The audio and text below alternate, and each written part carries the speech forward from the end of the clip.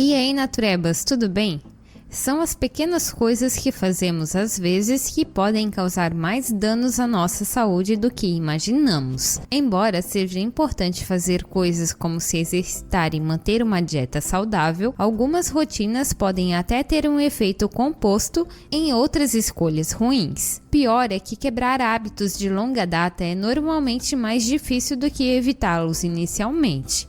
Muitas vezes as preferências levam a hábitos arraigados e nem sequer entendemos que possam ser prejudiciais ao nosso bem-estar geral. Escolhas inadequadas podem envolver o tempo, como quando você escova os dentes ou quando escolhe relaxar no seu dispositivo favorito. Você sabia que escovar os dentes logo após a refeição pode causar danos a uma camada muito importante nos seus dentes? Não permitir que a comida assente ou seja decomposta apropriadamente pelas enzimas em nossa boca e imediatamente tentar removê-la pode forçar o ácido a aderir ao esmalte e até mesmo aproximar-se da segunda camada do branco perolado. Se os dentes são muito sensíveis, pode ser porque a dentina foi afetada.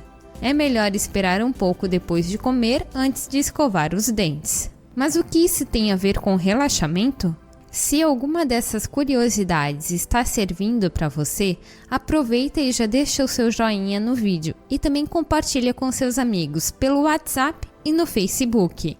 Aposto que você conhece alguém que tem algum desses hábitos. Com o aumento do uso de smartphones e tablets, mais e mais pessoas criaram uma rotina que envolve a mídia social antes de dormir. Esses aparelhos emitem uma luz artificial que nos mantém mais alerta e afeta negativamente o hormônio responsável por uma boa noite de sono. Então, como escovar os dentes logo depois de comer uma refeição, provavelmente é melhor evitar relaxar com o smartphone ou tablet, porque esse hábito está realmente tornando mais difícil relaxar completamente. A falta de sono pode levar a outras condições de saúde mais grave ao longo do tempo. Os dois hábitos anteriores giravam em torno do tempo, mas outros hábitos derivam do desejo de melhorar nossa aparência. Podemos ter a melhor intenção, mas isso não significa que o nosso desejo de ficar bem é realmente bom para nós. Um ótimo exemplo disso é usar jeans que se encaixa muito bem. Claro, suas pernas podem parecer fantásticas, mas sua pele está silenciosamente implorando por misericórdia.